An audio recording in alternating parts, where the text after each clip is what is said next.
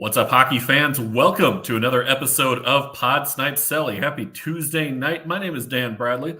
Alongside me tonight, Joel Fernino. Joel, how you doing, buddy? I'm good. We had that week off. It feels like it's been a year. It does feel like it's been a while. And we did a late Thursday show about a week and a half ago now, and then took last week off as a result. Didn't want to double dip on shows, and kind of just as we've been in anticipation of the trade deadline, it was a bit of a lull with some of the hockey news, so kind of worked out okay. I do want to tell you, I actually was offered tickets last weekend free through my company to go to that Chris Chelios retirement game / Patrick Kane's return, and I didn't go. Sorry, not last weekend. It was technically not 2 weekends ago. Yeah. I didn't go, and instant regret. Yeah, I had to ask you about that. Patrick Kane scoring the overtime game winner in his return. Like, as a Hawks fan, how did that make you feel? I will take you through it. I will take you exactly into my mind as it happened. Now, first off, you could literally bring that script to a Hollywood director and they would laugh at you and say, come on, that wouldn't happen. Like that, you couldn't write it better. But literally as it goes into OT, and it was kind of cool. Like it was kind of sucked that the Bedard goal didn't count as his goal. It was an assist because it went off Foligno's elbow. Still a goal, I'll take it. But it would have been so cool to just see both of them back to back. But it was basically Bedard's goal. Just not on the stat sheet, obviously.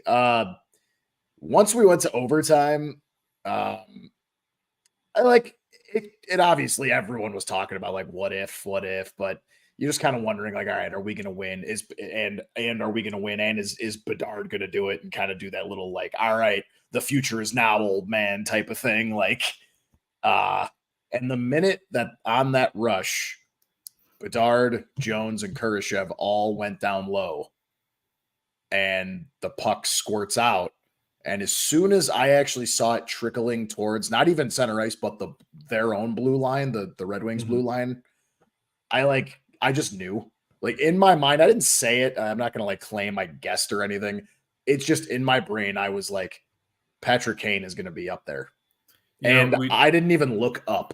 I just saw the red jersey and I saw the breakaway and I just saw the skates moving. I didn't even see the 88 yet. And I was like, it's Kane. There is no one else. Who else it would be? And I looked up, finally saw 88. And as he was coming in, I just did this. I kind of just sat back and there was normally I'd be like, oh God, come on, Mrazek, whatever it is. I just sat back like this and just kind of smiled and just went and just nodded. Nobody was around me. It was just me. I just nodded and was like, yep. Welcome to the club of having Patrick Kane score a game-winning goal against your team. I know. It took you long enough to join in, but it wasn't even painful. I was just happy. It was at peace. It was go spread your wings, my child. We got Mateo joining us, checking in with Isha. He's at Lupulin. What's up, Mateo? And what's up, Isha, as well? Isha's been on the show. He has. I think was he just on the once, or does he come on a couple times? Isha, either way, we got to get you on again here. He was on once when I was on, and once he covered for me. I remember talking to him once. Yeah, we've had him on a bit. We got Mateo saying Bedard will win the Calder, and I'm happy for him. We got Guile checking in to say hello. Folks, keep the comments coming throughout the show. We're live, so we'll put them up. We'll read them. If you don't want them read on air, just let us know. Mark says he's tuning in, watching the Bruins and the Oilers. That's a hefty game to be watching right now. I'm going to personally say I'm sorry we're going up against that. We will try to not go over. Yeah, put the game on mute, listen to us, and then I should have done switch on after that. But yeah, that should be an outstanding hockey game. Mark, hope everything's okay with your family too. Yes. Thank you, by the way, as always, for literally being our unofficial marketing manager. Pun intended. Pun intended. See what I did there? But seriously, we appreciate that. That's amazing. All right, Dan, let's get into it. Yeah, let's get into things here. Because I want to start with kind of the breaking-ish news. This one just came in about an hour and a half, maybe 2 hours ago, roughly. And that was the trade with the Golden Knights acquiring Anthony Mantha from the Washington Capitals. They picked up a couple of draft picks. Washington is going to retain salary. Mantha's contract is up at the end of the year.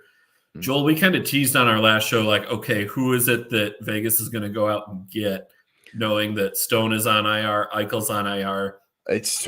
Mantha into the winger role makes a bit of sense and brings some scoring upside. But do you think this is it for Vegas, or do you think they still go out and try and get one more piece yet? I hope it's not it. If they want to contend, and they've dropped back to third because the Oilers are still on their extremely hot tear. Vancouver's still doing what they're doing. You know, it wasn't too long ago that Vegas was decently firmly in first, and we were all talking way too early bets of home repeat.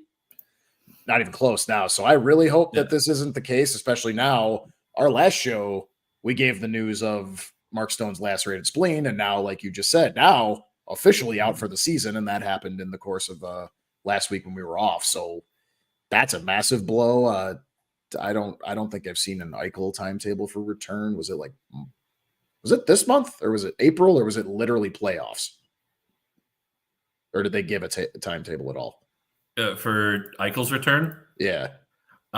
His return, and this is according to Puckpedia, which I go to them for pretty much everything on injuries.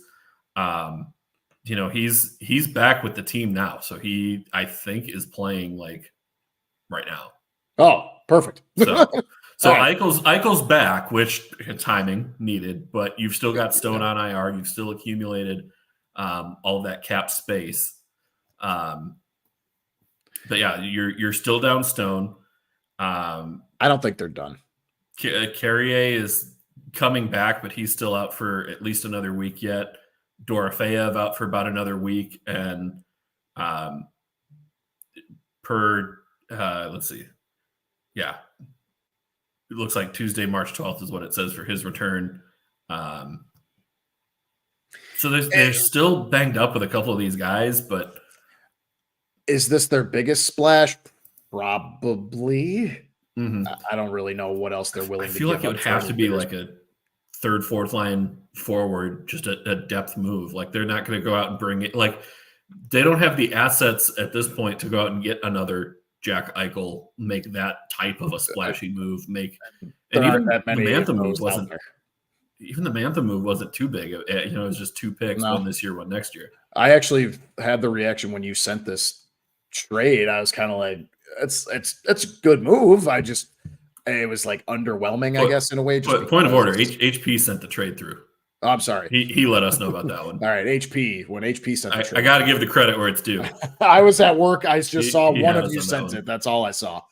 Yeah, I don't know. I don't think they're done. And just more trade catch up too. This happened a couple days ago a few days ago, I think, right? With the Stars acquiring Chris Tanev in a 3-way deal, but they did get him from Calgary. But the Devils were involved in that, retaining 50% of Tanev's contract. It's interesting. Yeah, and the Devils, and we'll get to their Lindy Ruff concerns here in a minute.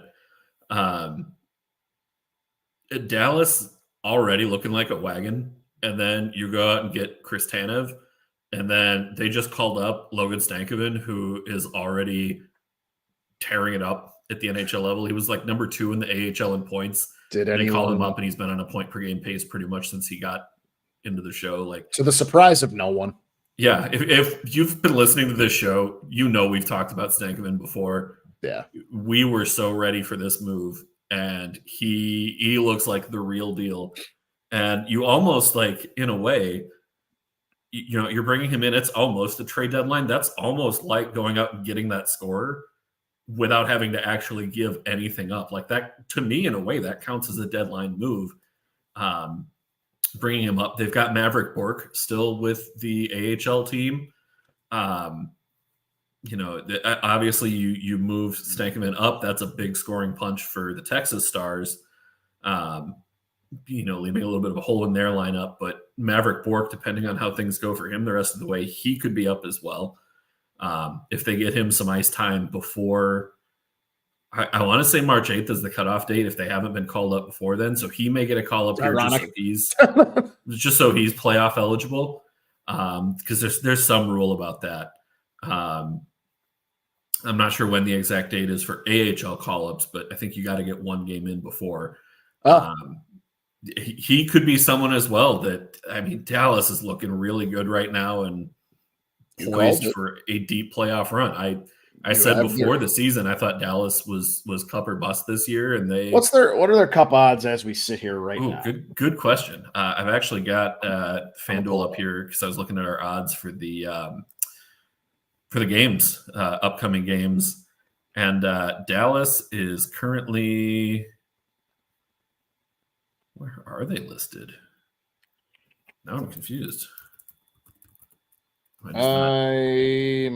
Dallas is plus 900. They have the fourth best odds. Edmonton is the favorite at plus 800. My Stanley Cup favorite is alive and well. Colorado and Florida are plus 850. Dallas and the Hurricanes are plus 900. Boston and the Rangers are plus 1100. I don't know, man. I might. The Chicago Blackhawks are plus 50,000. Hey, I put $10 on it, man. You can light $10 on fire and have the same result. Not if we go out and trade for Connor McDavid, Jack Eichel.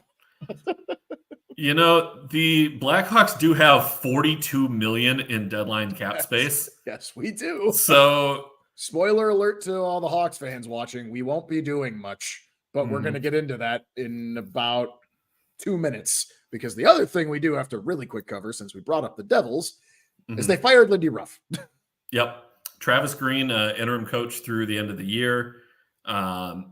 He might stick on. We'll see. He was previously the assistant coach with the Devils, and then before that, he was briefly the head coach for the Vancouver Canucks.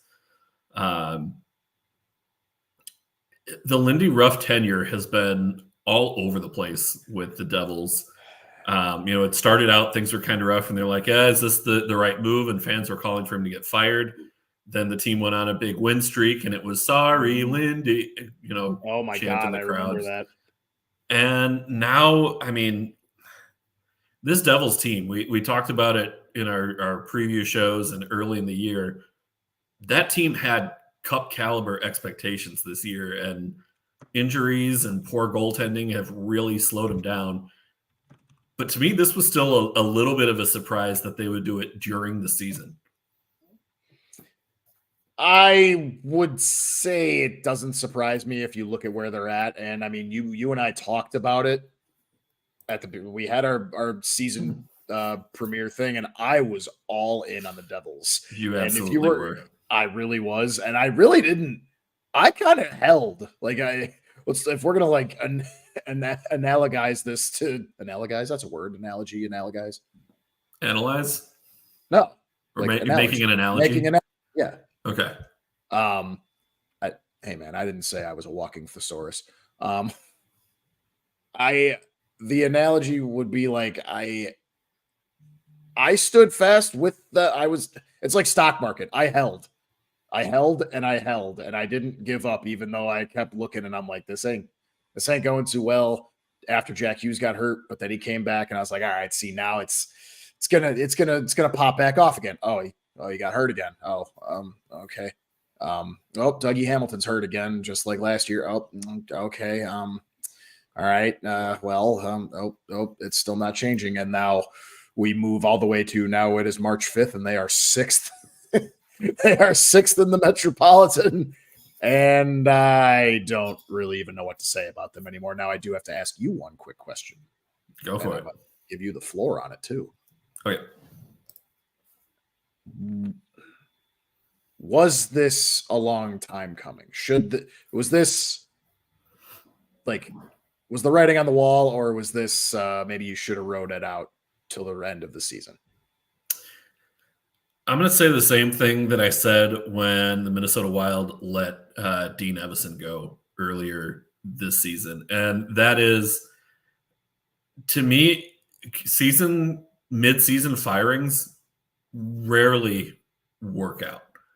Typically, for me, you want your options to be as open and available as you can get, just so that you can be talking to other coaches across the league, that you could be talking to coaches from the AHL ranks, from the ECHL ranks as you're trying to round out your coaching staff. Because presumably with Ruff out, yes, they promoted Travis Green, the assistant coach, to now having somebody, acting in that interim role. Now you need an assistant coach on the bench. So who do you bring in for that role? It really, to me, it seemed like when things were really starting to take that downturn that, yeah, it's okay. Ruff doesn't have too much longer as the head coach of this team. But again, whether or not Green is going to be the long-term guy, and I think they probably are going to, lock him in, ride it out with him for at least another year as head coach. Whoa. Joel, do we have breaking news or just speculation? Speculation, but a legitimate source that our guy Mark tossing in here. I mean, I think I'll let you finish riffing, and then it's actually a good way to lead into all things trade deadline.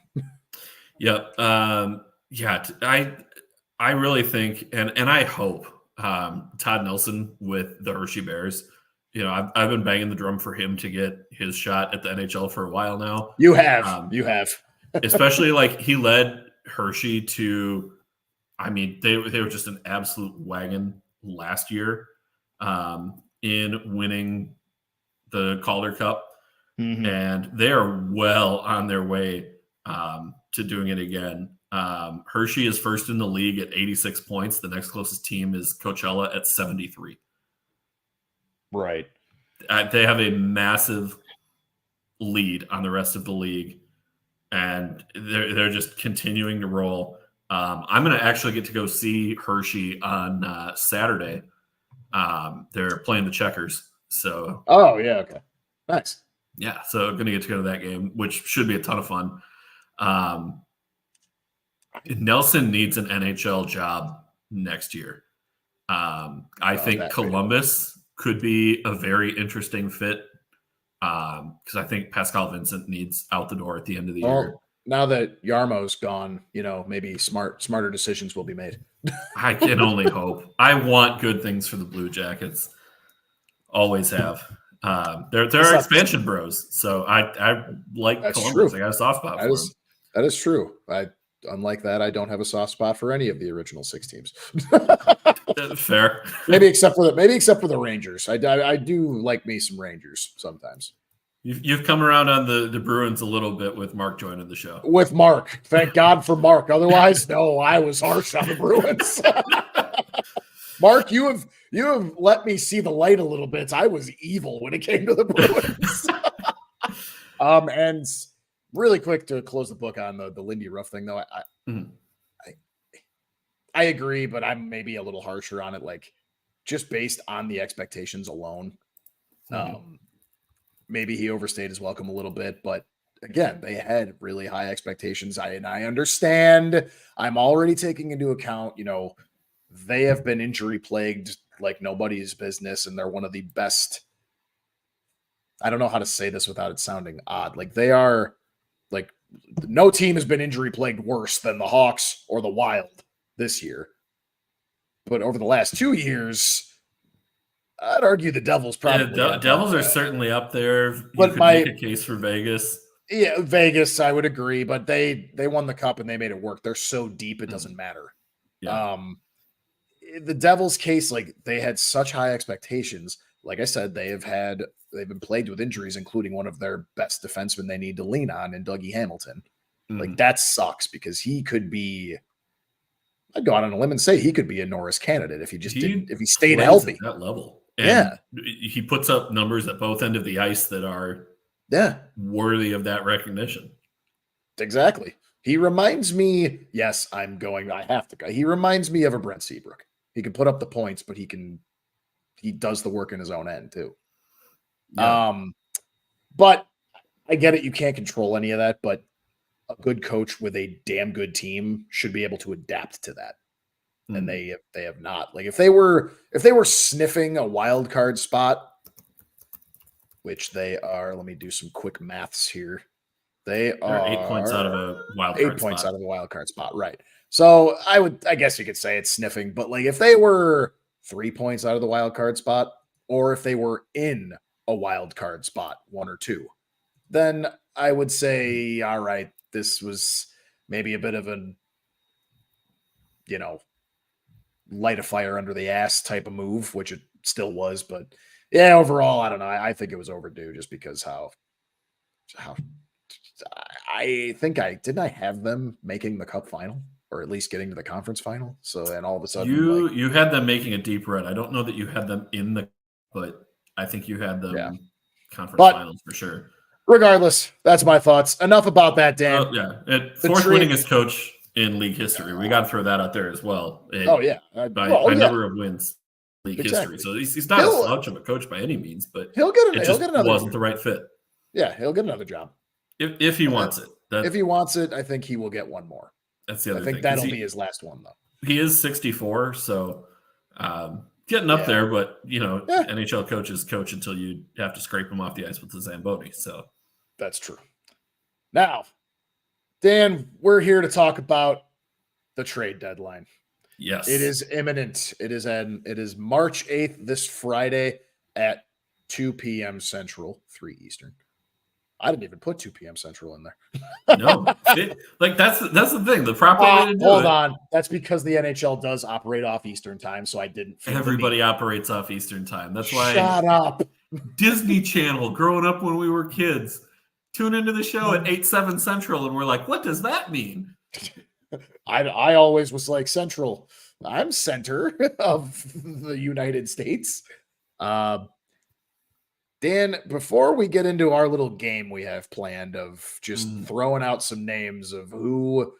So me and Dan plan this thing. We're going to have a game in a few minutes. We're going to cover a couple of the bigger names that you need to keep an eye on. But after that, we're going to just throw names at each other. And we made it so you have to do it if there was any smoke at all, even a tiny bit. Even if there was just a tiny speck of smoke around a name this year for the trade deadline, and then we're going to try and just be on the spot and be like, where are they going to end up if it's not with their own team? So we'll throw out some fun names, some expected names. But before we do that, Dan, we do have a couple names to throw out there. Just these are kind of the top players left on the board, so to speak, that pretty consensus across the league media that these guys could be on the move. And that is Jake Gensel, arguably the biggest name, I'd say. Probably at this point. Yeah. Jacob Markstrom, who is if it's a 1A, 1B situation, he's 1B. Noah Hannafin, Sean Walker on the Flyers, and then Adam Henrique. Yeah, those are certainly some of the bigger names on the board. And you mentioned this one. I think you were alluding to earlier in the show, the Chris Johnston report. So I wanted Vancouver Canucks may be in on trying to get Jake Gensel, and not only that, but could flip Elias Lindholm to Boston. Mark throwing that out there, and Chris Johnston is a reputable source. That would be crazy. That alone would take away my comment from the last show where I said I don't think this year's trade deadline is going to be that nuts. And I still don't think it's going to be that nuts. If that happens, I take it back because that's crazy.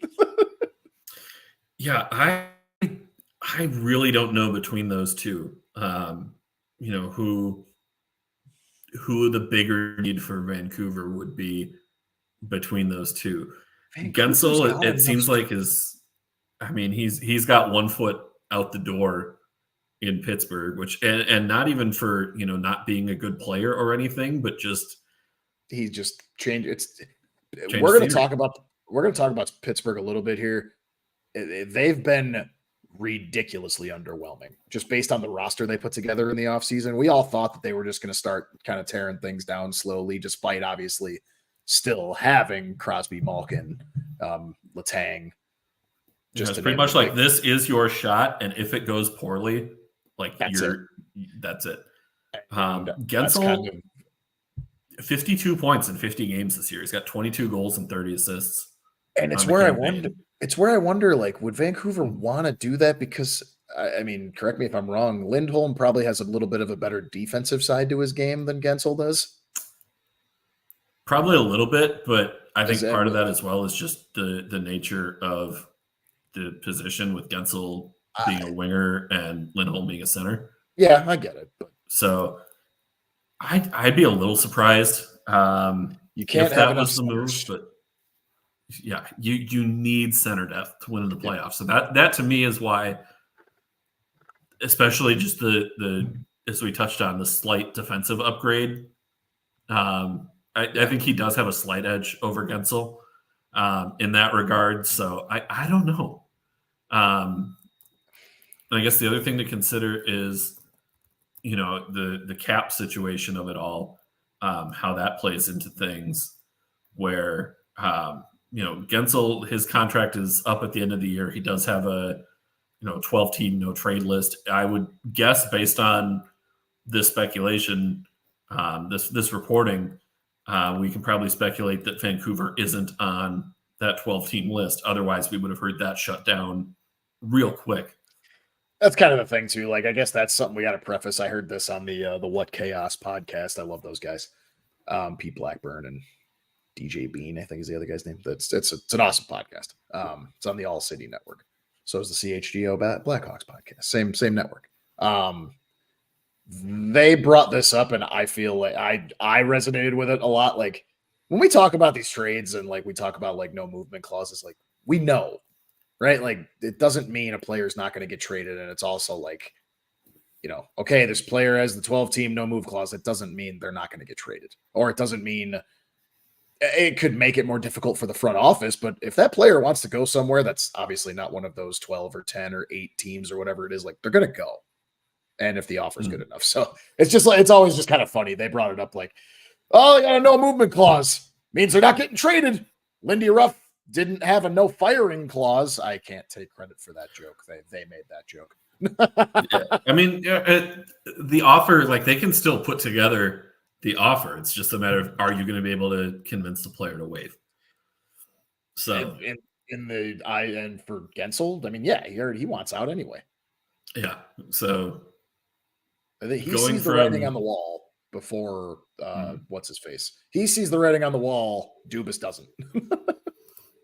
Yeah, I have mixed thoughts on if that's actually where he's going to end up. Here's a fun thing. We're not going to do this for every player on this list. Quite frankly, I kind of only want to do it for the top 3. But where do you think he ends up?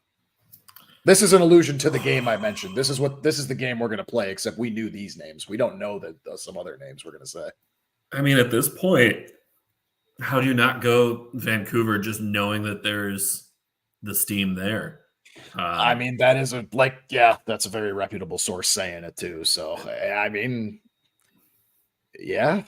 Because the other thing to consider is you have to look at the cap situations of these teams, and it's, do they have the deadline dollars to make these deals work? That's the other factor in all of this. Right. So how do you make the money work? That's always the big question. I do think Vancouver makes a lot of sense. I think maybe, and this would be a bit of a weird one, but maybe the New York Rangers, where you invested some money in Blake Wheeler to try and bring him in, and Wheeler is hurt and done for the year. You're wanting to get that production from Lafreniere and from Capo Caco, and if you really need that extra punch to get over the top, we saw it last year when they brought in Patrick Kane, at the deadline to try and go all in on that move and bring in Tarasenko. Yep. by past moves have shown, hey, wing is kind of a weak point for us. They're a team I could see getting involved, but I think at this point, Vancouver has to be the front runner. Yeah, I would agree. Honestly, I don't really have another guess outside of that, to be honest with you. How about for Markstrom? So I was saying this all along, a little bit earlier, I think, at the beginning of 2024, but I think I was mostly saying it kind of around like the November, December area. I actually kind of started convincing myself this would happen sooner, and it didn't. So I still think the Devils. I know we just talked about how are they dead in the water, and maybe, but 8 points out, still a little over a month left in the season. What, about 20 games left? 24 games? 20, yeah, it is in between 20, 24 games. You fire your coach, you get an interim coach. That's lighting a fire under your ass already. The injuries, they can, if they can get healthy as they can. Dougie Hamilton is hurt. He's still going to be out for a while yet. Let me get all right. I get the exact report up here. I just checked on this one the other day. I should have known it. And Hughes is out for the season, if I remember correctly, right? Give me a second here. No, Hughes is back. He's playing. Dougie Hamilton is out till April 15th, which it's like the exact end of the season. Yeah, the season ends on the 18th. Oh, so right, I'm sorry. I remember he's like right on that point. But also, with this type of injury, if he's not 100%, don't rush him back for 2 games if the season's over and you can't get there points wise. If you can still get there, I could see him pushing it and trying to get back. And that's fair. And I think that's why it kind of could make sense. Like, you make the trade. You're obviously not going to start rebuilding. Like, this is you've been rebuilding. Like, you are rebuilt. Right. Things aren't going well. This is the core is in place. How do we put the pieces around the core? And we talked about it a little bit. We talked about the injury issues and obviously the coaching. The only other outlying issue as to why the Devils have not been as good as they should be is goaltending. Yeah, I mentioned this on the UNHP the other day that they have the second highest goal total in the division, and they've got a -12 goal differential. They have the third worst goals against in the Eastern Conference. It's been putrid this year. I went all in on the Devils, and that included going all in on Vanacek because I drafted him in fantasy, and now I don't check that team because it's terrible. Yeah, I noticed because you have Connor Bedard on your team, and you didn't even put him on IR when he went down. Nope, I stopped. I was 2-10 or something going into Christmas, and I was like, "Well, I ain't making the playoffs this year." So, yeah. But yeah, I was all in. So Vanacek has taken a huge step back. I think it makes sense, man. I'm with you. I agree. I was going to say the Devils for this one if you didn't. So I'm glad that you brought it up. I'm glad that's not a hot take. Yeah, I don't think it's too hot a take. The only other team maybe that could be looking for a goaltender, but again, this isn't for Markstrom's contract. Mm-hmm. They can't be the ones to do it. Is the Tampa Bay Lightning? No, that's another team that needs a goaltender, but with Markstrom's cap hit, and you've already got Vasilevsky, right? Markstrom pretty much needs to be your number one guy. Oh yeah, just by virtue of his contract, but also how well he's been playing lately. He needs to be a top dog wherever he's going to go. You're not paying what it's going to take to trade for him to make him a backup. You're not doing I think he's a $6 million cap hit, if I remember right. That sounds right. I'm checking that right now. That sounds about right.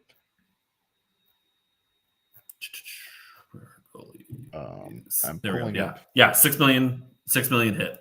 And a reminder as well, Markstrom does also have the no move clause. Full NMC. So he would have to waive, but he does have 2 more years at $6 million on his cap hit. So to me, that's the one that really is the stinger. Is not only are you trading for him this year, but you've got 2 more years at a $6 million cap hit. you got to be able to factor that in somehow. Calgary is going to have to retain. Maybe they get a third team involved. Yep. But that's kind of where that's at. Yep. Totally. Now, what about Noah Hannafin? Anytime you can pick up blue line depth at the deadline, to me, those are your moves that really separate your cup winners, is when you're getting second, third pair guys to round out the roster rather than making the move for the really big stars here. Yep. Hannafin does bring a lot. I thought Hannafin to Dallas would have made even more sense than Tanev. But Tanev going there is still a really good get. So that does take Dallas off my board as a team that would be in the mix there. I got one for you. Oh, go ahead. It's per Kevin Weeks the other day, 2 days ago, right? Yeah. Is it the 5th? Wow, it's already the 5th. Wow. Yep. 2 days ago. I'm sorry, 3 days ago, technically. That he was reporting that the Panthers are going to make a solid push to acquire Noah Hannafin. Panthers are so close. And after their run last year and being at the top of the East this year, you read my mind. It makes a lot of sense. Where they're at, I'd argue they're probably going to be the highest buyers at the trade deadline. They're them or Vancouver, especially if Vancouver does that crazy shit that Chris Johnston is reporting. But let me throw a dark horse at you on this one. Ooh. The Detroit Red Wings. I love that. A team that is love that. On the rise. If you can get him without having to give up someone like, say, Simon Edvinsson, Sebastian Cossa, Trey Augustine, some of the guys that you have in your system, and some high-end prospects. Yeah. If they can make that work and kind of say, okay, not only that, but maybe you get an extension with Hannafin there to just kind of help bring the young guys along. And now you got a solid decor there then. That's a really good group to be building around. And Hannafin, I think, is certainly, if you don't get him there at the deadline, I think he's worth a run in free agency for the Red Wings. To me, that's an interesting roster fit. I love that idea. Actually, I love that more than Florida. Yeah. Guile, I'll catch up with a couple questions. What team do you see making the biggest move before the deadline for final push? That's why I popped this up. I alluded to it. My guess would be Florida. And Dan actually read my mind on the exact reasoning why. And then Mark chiming in, watch Hannafin go to Tampa and the Lightning make it work. That's just what they do. It's them in Vegas. They just know what they got some sort of blackmail on Bettman. Actually, it's not hard to do, but yeah, 3 lockouts during your tenure. I mean, you don't need blackmail. You just kind of need to look at the tiny little wimp that is Gary Bettman. That guy. Yeah, no one likes him. He literally looks like a weasel. Anyway. And then really quick, I get what? He literally looks like a weasel. And then the other, I threw these two in there. We don't have to spend much time, but Sean Walker and then Adam Henrique. Adam Henrique is 32 years old now. He's about to push for another 20-goal season. That's a nice little depth veteran piece to add to somebody. Yeah. Henrique is on an expiring deal. He has a 10-team no trade list. He's 34 years old. He can play center. He can play wing. You can play him up and down your lineup, just a plug and play type of guy. But like we talked about earlier, how important center depth is down the way. Yep. Henrique can kind of jump in there and go for you. On his career, 49.9% in the faceoff dot. Solid. Still decent. Right in his time with Anaheim, that number goes up to 53%. He has not finished a season below 51% in the dot since 2018. He's been 51% or better every year since then. So again, control the faceoff dot. You can do a lot. Yeah. All right, Dan, I think it's time to start throwing some other random names. Did you want to throw quick teams out there for Henrique and for Walker?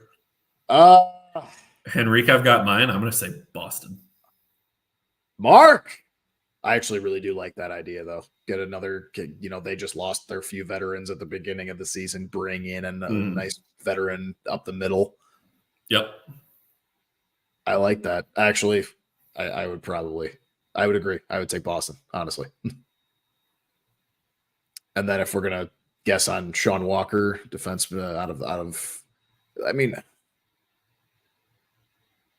Flyers are so interesting. I was surprised to see this one. Like, his Walker has been really good for the Flyers. Personally, I think they should be holding on to him rather than you kind of took my first hot take answer, where this would be the first of these names where I would say I actually think he just doesn't go anywhere. Like, I mean, you're a rebuilding team. You're trying to get better. You've shown like you took some steps way ahead of time this year. You should be having good players stay, not moving out. I don't know. Maybe that's old school, but that's kind of where I think on Sean Walker. Yeah, and this is a team where like they have some good young defensemen who are going to be coming up through the ranks over the next couple of years. Emil Andre, Oliver Bonk, like Helge Grans. I like Grans a lot. Real quick, Mark, only if the Ducks retain for Henrique. I'd imagine they would. They have to. They have to. There's no way. But there's no issue with that for the Ducks because they got room to spare, and they want the draft capital as well that's going to come with that. So, like Walker, it makes a lot of sense for him to stay in Philly. If he does go, maybe Colorado. I was going to say that, or actually I would throw, like, let's say, like I said, I liked your take about Hanifin with Detroit, but let's say Florida, they probably just have more to offer, maybe at least from a draft perspective. I don't know. Let me throw one more out there if you don't have one.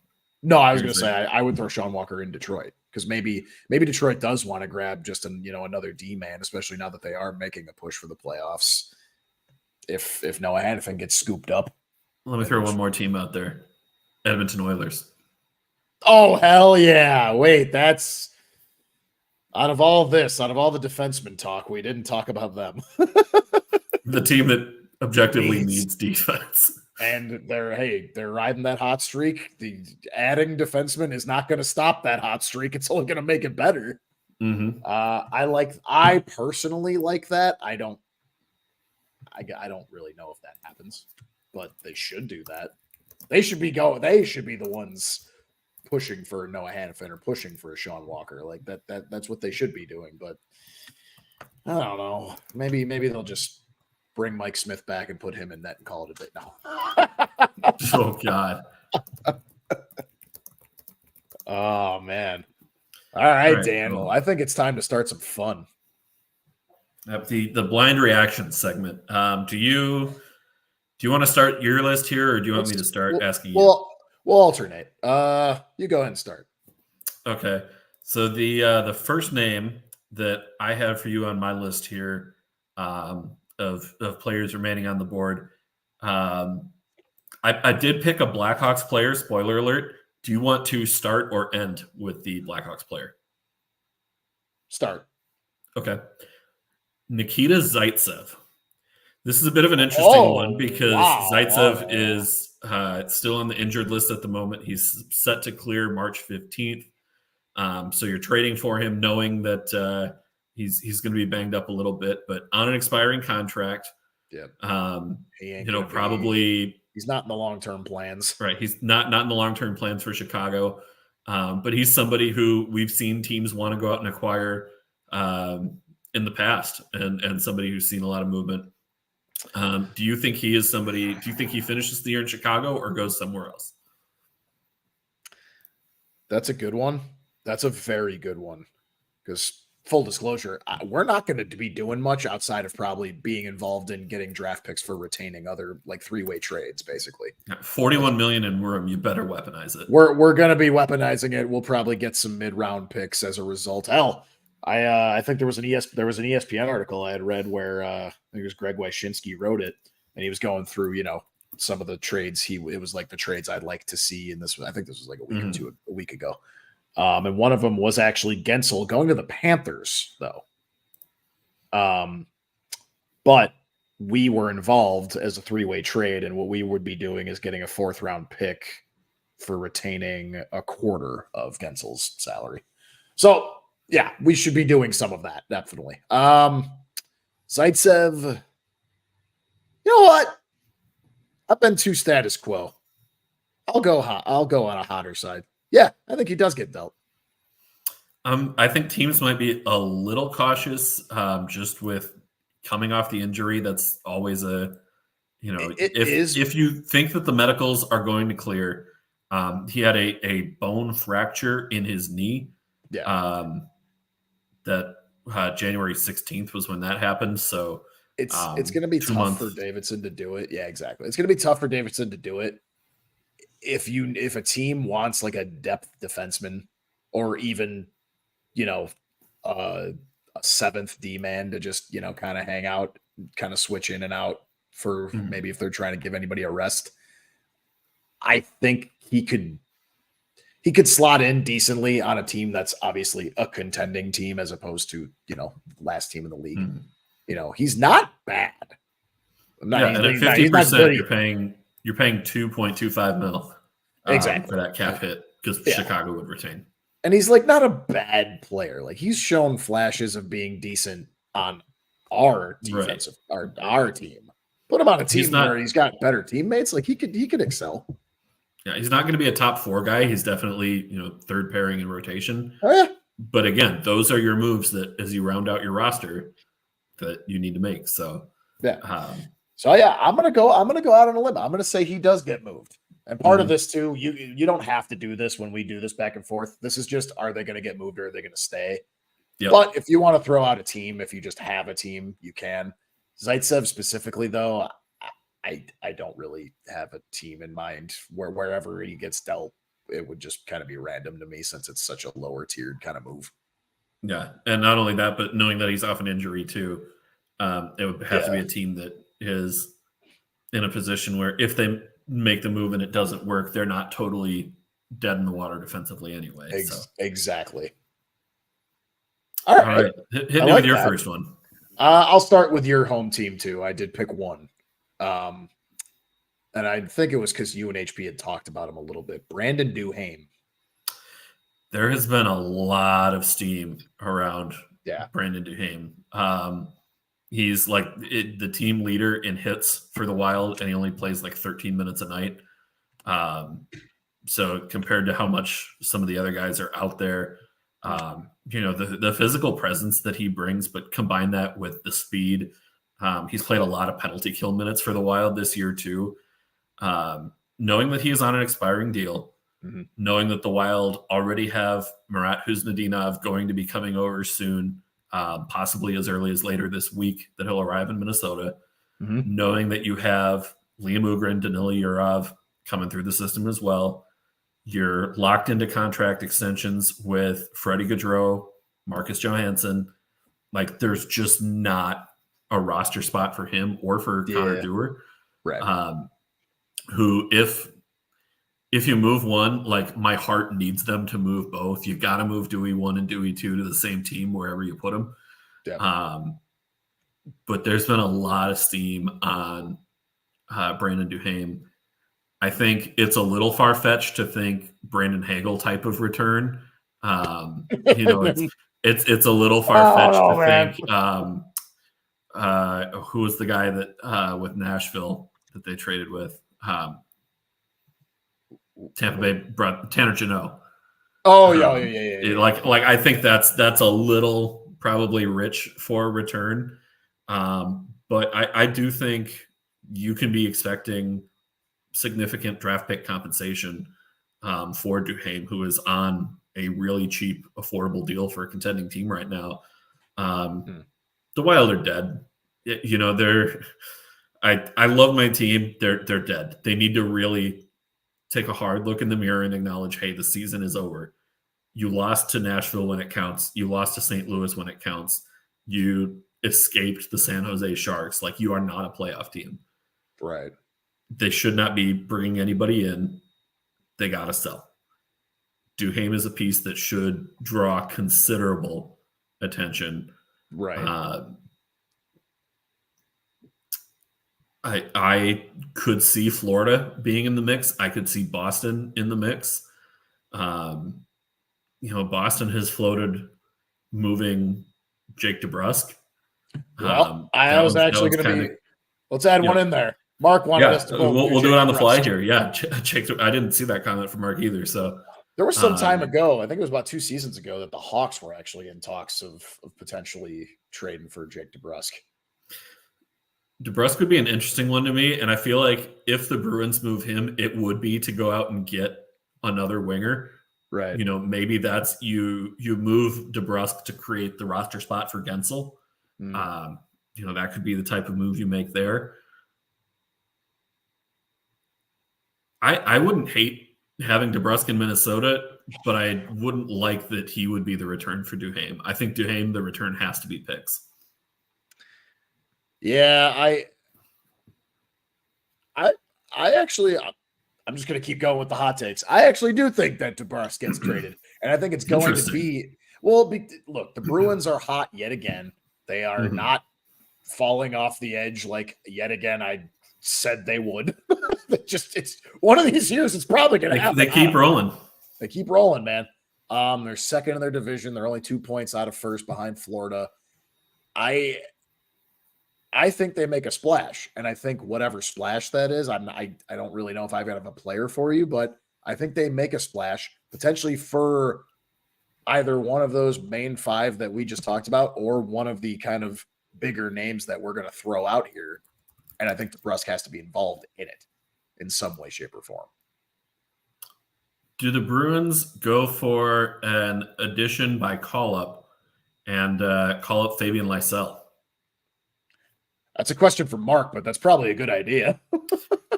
43 points in 51 games with AHL Providence this year. He's somebody that they took early in the draft a couple years ago. 21st overall in 2021. Probably, if he's not their top prospect, he's got to be like number 2 in their system, depending on how you count Patra in there as well. Right. But Lysell is somebody that he's going to be a big time player for the Bruins here in a couple of years. Getting him up for a potential playoff push, that could be kind of your splashy deadline move too.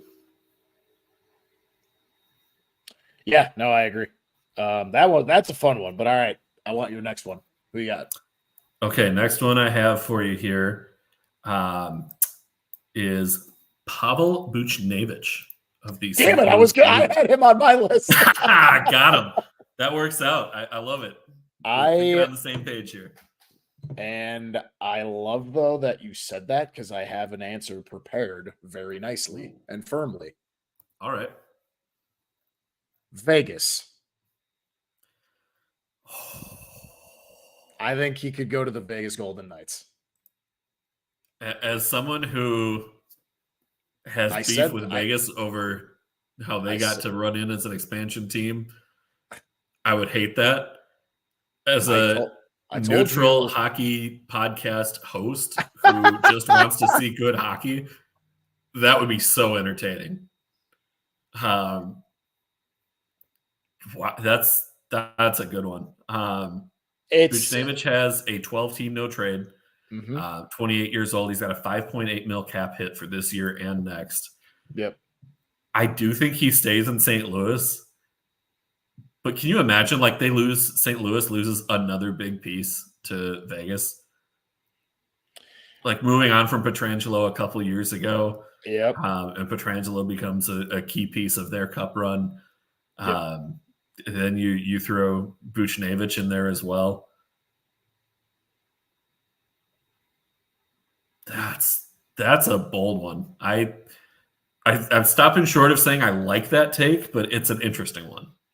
Yeah. All right, who's next on your list?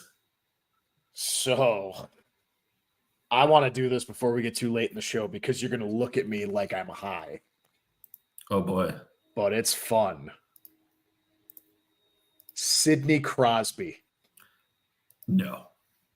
Come No on. way. Come on. They're not moving. Come Sidney on. Crosby. Think about it. They are pretty much close to dead in the water. If they were smart, they maybe decide, all right, you said it yourself too at the beginning of the show, too, when we were talking about the Penguins. The writing is kind of on the wall. Gensel's already halfway out the door anyway, and probably the writing is on the wall for him to get traded. If he doesn't get traded, I'll be more surprised if he is a Penguin by Friday at 3 p.m. my time. The writing's on the wall, so very underwhelming. What do? Blow it up. It's I get it, and like I said, I see where your head's at. And this was talked about on, was it the What Chaos podcast was while I was listening to it. And at first I kind of was like, what? But just the points they were bringing up, basically what I brought up to, like, it made so much sense. And I was like, that's fun. And what happens if Sid comes up and Sid was interviewed and asked about it. He was asked about his future and about, I got to find the actual quote. I remember watching the video and I can't remember. Sid has been rumored to not be happy if Guentzel has moved. Right. And I think that's what sparked the question in the locker room. It was a post-game interview. I'll find the quote.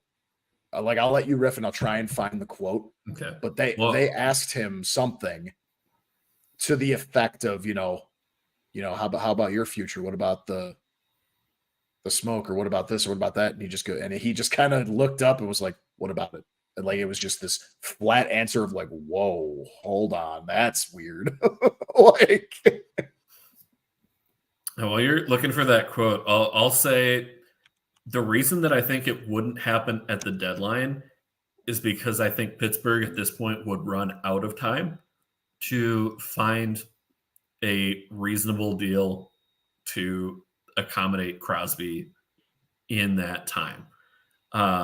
Because at this point, you're looking at, okay, at this point, it's probably Wednesday that Guentzel gets moved at the earliest. If they get a deal in place, Wednesday is the earliest. That leaves you less than 48 hours to find a trade partner, make the dollars work, make sure that all your scouting is done appropriately so that you know the return that you're getting is reasonable, realistic, beneficial for the long-term future of the franchise. right. You have to get all your ducks in a row for that. I would think that's something that you can't just decide in 48 hours. Yep, we are trading away the guy who's been the face of our franchise for the better part of the last 20 years. Especially who is still playing at a very high level this year. Like, can you imagine what Crosby's numbers would be right now if he didn't go through concussions earlier in his career? Oh, absolutely. And like, it'd be unreal. Here's the best thing. Just imagine that Guentzel gets dealt, but even let's just say like Crosby kind of is just like, you know what, I'm willing to, because I think he's got a no move as well. They made sure they were going to lock him up. Yeah, I think his is a 12 team, 12 or an 8. I can't remember exactly. Let me check that. I want to say it's a 12. And just imagine he's like, you know what, I'm willing to waive it if you get a good deal, but you got to send me to. Was I right as a 12? It's a full no move. Oh, full. Okay. He has a full no move. Malkin has a full no move. Yeah. Raquel and Riley Smith have modified. Jeff Carter let's just say he's willing to waive it. Obviously, he would get to pick where he wants to go. More or less, yeah. What happens if he goes to Colorado? You took the words out of my mouth. I was going to say Perriman, Colorado with McKinnon. With McKinnon, oh. I want to throw up. Oh, boy. Like Crosby, he's still got one more year on his deal.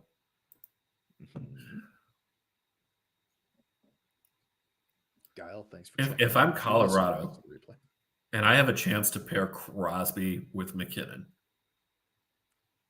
And I don't know what you got to give. I figure out the moves to make that work. Exactly. And it's like, obviously, yes, you're giving up a haul, but you're not giving up the entire farm because, Sid is 36, 36. 36. So, like, he's not a young man. He's not a young man by any means. He's still producing like he was when he was in his 20s, but or somewhat like when he was in his 20s. But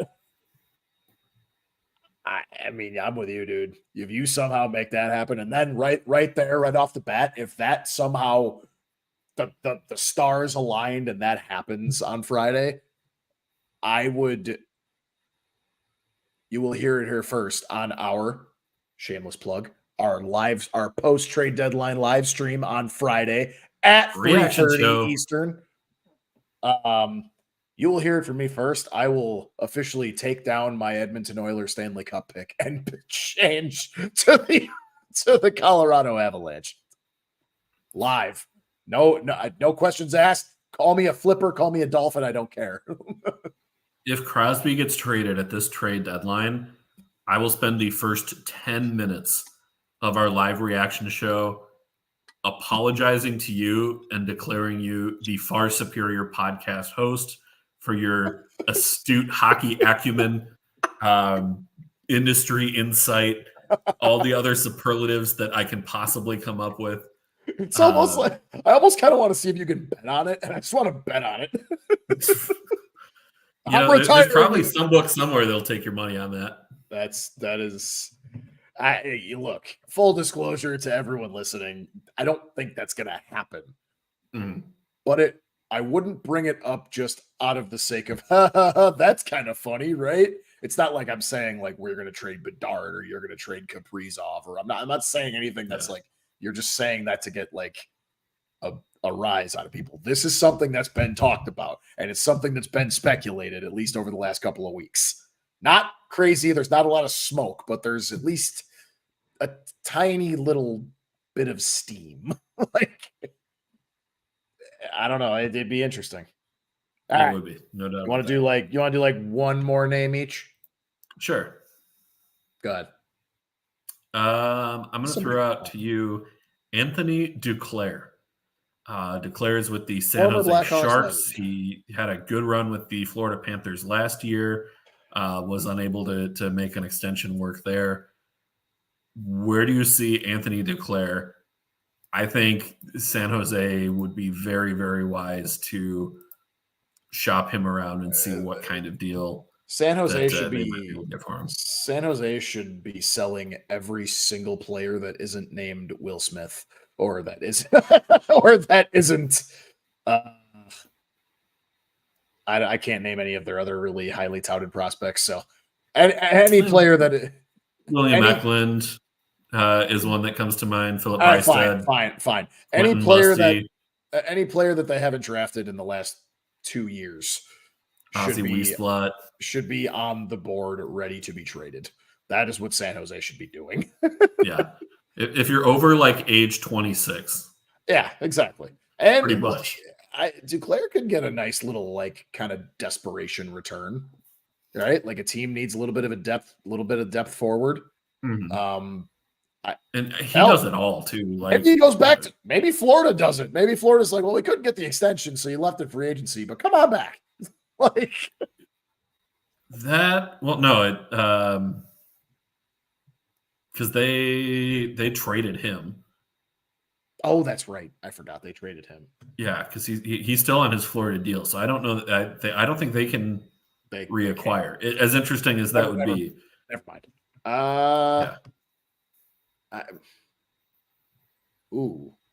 Wait. I got a fun one. I don't know how it makes sense, but it's just fun. Dallas.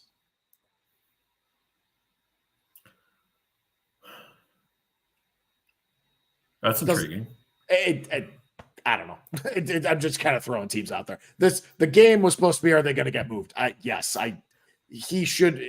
Like I said, every Shark player should be moved, and I think anyone who's on the table and anyone who's got at least a tiny bit of smoke is probably getting moved, especially if they're on the Sharks. How about this one? He goes back to where he started his NHL career, Arizona? with the New York Rangers. Wait, what? Yep. Did he start in New York? That is where he started. Yep. He was traded as part of the Keith Yandel trade. Oh, that's right. So he had like 18 games with the Rangers, and then that's right. For me, I just remember when he came to us from Arizona. That's probably why I thought he just was there the whole time. Declared is such an intriguing player to me. Like I loved him here. Like he wasn't like the most skilled guy, but he was hard worker. Like he's really liked in the room. Like I like Duclair. He's fast. He hits. He stands up for his teammates. Yep. Like he's built for playoff hockey. He's got a sleeper scoring touch too. Like he's got a sweet shot off the rush. Yeah, depth scorer at his core. Yeah. All right. I got one for you. Last one. Then we got to fly through picks. I agree. And this had some steam. This is, again, another, I read this in another article. Jordan Eberle.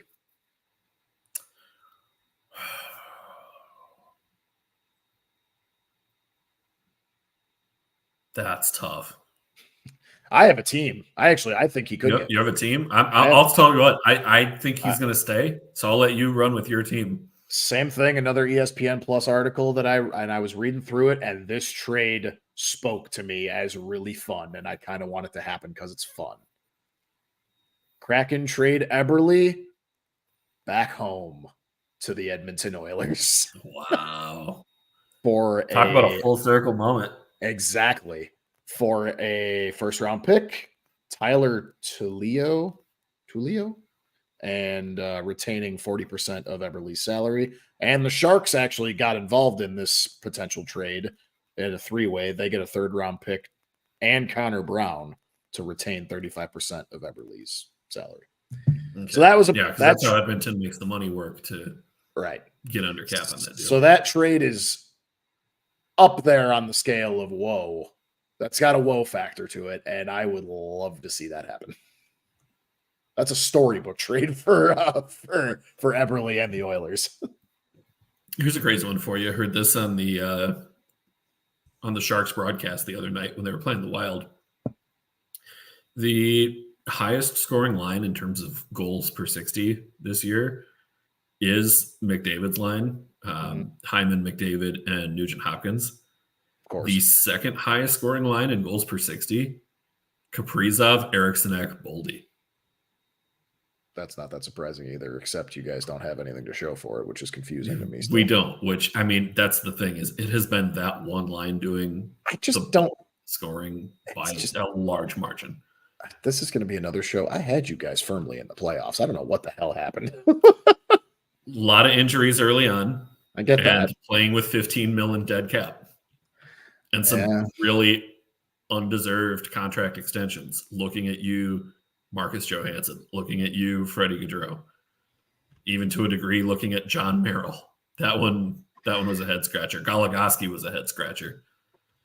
Yeah, that's fair. All right, now we're not going to play the game here, but who else was on your list? The other ones that I had one other one, Arthur Kaliev with the Los Angeles Kings. Got it. I had two, right? Two, three, but we talked about one already. But I had Tyler Toffoli and then Frank Vatrano. Vatrano probably, I think, gets moved. Toffoli, I don't see getting moved at the deadline.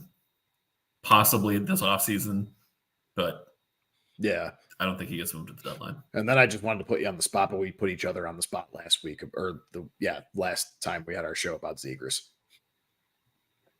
Yeah, I at this point don't think the move would happen. I am starting to think if it happens, it'll be at the draft. Oh, if it happens. Okay. Yeah, no. I'm hearing that same thing about Gibson. Apparently, I was listening to 32 Thoughts with Elliot Friedman, and he had said that with the Ducks, not expecting to move Radko Gudas, Gibson, a move would be closer to the draft, but Gudis, they're like wanting to hang on to. He's a player in there as well. Vetrano, they're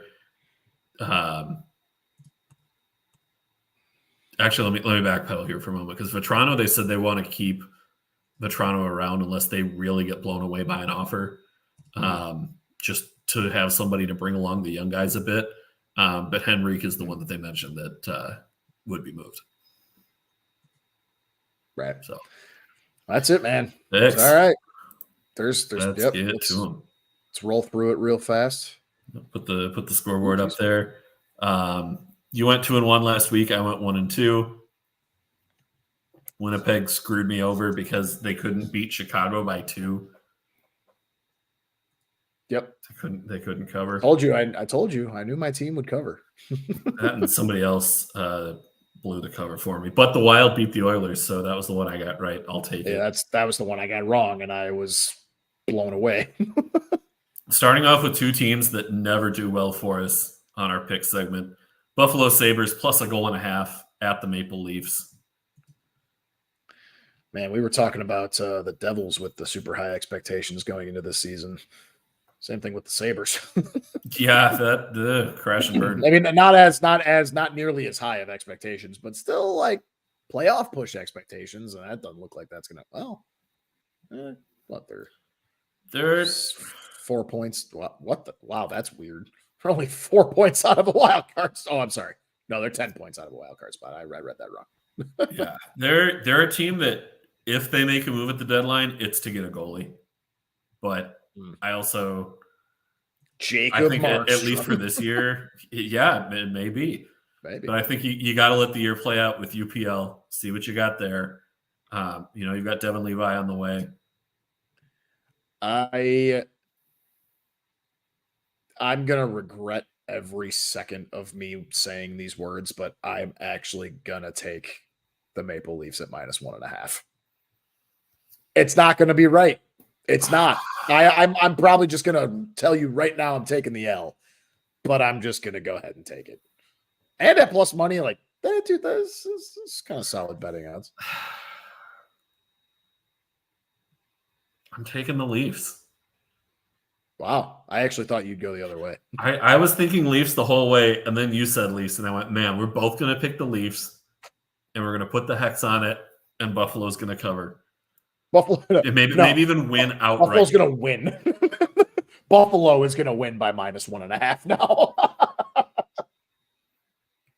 I'm sticking to my guns. I'm saying Toronto. I'm fully prepared to get that one wrong. Oh, yeah. 2 more teams that we've talked about a little bit here on the show tonight. Detroit Red Wings plus 1.5 at the Avalanche. I like the Red Wings, man. And no, it's not just because of Patrick Kane. I like the Red Wings. They have been playing some outstanding hockey lately. Yes. And beating some good teams along the way as well. And exactly why I'm going to take the Red Wings to cover against the surging juggernaut that is the Avalanche. By the way, speaking of teams that are on a heater, the Nashville Predators on an 8-game win streak. Don't look now. They may once again backdoor their way into the playoffs, and this is a team that I wrote off all year. I said they were going to finish, I think, 6th or 7th in the Central. So did I. I said they were going to have them low. You know what? I'm okay with it because if that means it pushes St. Louis out, cool. You're taking Detroit here? I'll take the Avs at home. I get it. And the money shows like it's closer on the puck line. Like I think Colorado's going to win outright. Oh, I'd probably cover is. I feel just barely confident enough to think that they'll cover. And finally, this one just straight up. Ottawa Senators at the Anaheim Ducks. We only got 3 games tomorrow. This is the final one of the night. Yep. Oh, that's Ottawa Senators. Is this a showcase game for Adam Henrique, or is this we're sitting him down because we're going to trade him and don't want him to get hurt? I would say the latter, actually. I think that probably tips the hand. Well, this is tomorrow. Deadline's Friday. Mm-hmm. Yeah, they do have the extra game off in there, but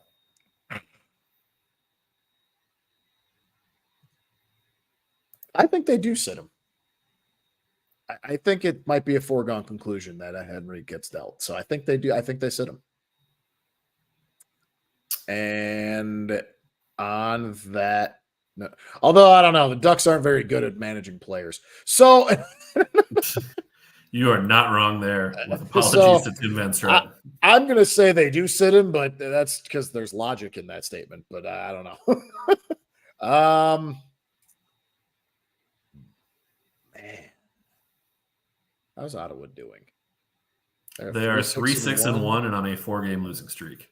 Oh, something's got to give then. Anaheim 4-5-1. I'm gonna pull a Dan Bradley here. Give me the home dog. Give me the home dog. I'm gonna break my own advice and I'll take Ottawa. We got to be different on one of these. Oh, we were different on the last one. We were, so we're different on 2 of these. So all right, I gotta catch up here. You are pulling away in these standings. This could be that gap a bit. This could be the week. I don't feel good about any of the 3 I just picked. No, not at all. Let's ball. I feel all right about Detroit. The other 2 I do not feel good at all about. So just recapping the picks here. Joel, you are taking the Anaheim Ducks. I am taking the Ottawa Senators. You are taking the Detroit Red Wings. I'm taking the Colorado Avalanche. And we are both taking the Toronto Maple Leafs. The second set of games are on the puck line. Yes, sir. Well, we made it. Thank you for made it under an hour and a half. We did. Thank you for everyone for sticking. If you were able to stick with the entire hour 17, real quick, while I see 7 up there right now. Which, by the way, hold on. I said I would start doing this every week. There are 7 people watching right now. At one point, there was about 10 or 11. Only 1 like. The math. Yeah, it's not math. Hit the like. Hit the like button. The math ain't math in there. Twitter, YouTube, Facebook, hit that like button. And if it's YouTube, hit the subscribe button. And subscribe on Spotify and Apple Podcasts. And I said it earlier, live trade deadline stream this Friday, the 8th at 3:30 Eastern, which is 2:30 Central. I will probably have to hop on a little after that, but Dan will be on. I'll jump in a few minutes later. We'll bring you all the reactions. It'll either be a longer one if some crazy stuff happens, like Sidney Crosby getting traded. Yeah, I like I said, the first 10 minutes will be an apology segment to you. And actually, yeah, I will wait until you are in the room, so I won't just apologize to dead air, but you can laugh and revel in it if that ends up happening. Sounds good to me. Other than that, our next show after that, we are going to go to Wednesday next week. I got a commitment on Tuesday, so I can't make a Tuesday show, but I can do a Wednesday show. So we will go live next Wednesday, March 13th, for the next show after the live trade deadline stream. That's Season's it coming for down to the tonight. wire. Thank you to everybody who tuned in, liked, commented throughout the show. Be sure to like, subscribe, and follow, as Joel said, at Snipe Celly on Twitter, YouTube, Facebook, Spotify, and Apple Podcasts. He's Joel. I'm Dan. Enjoy the rest of your night, everybody. Bye-bye.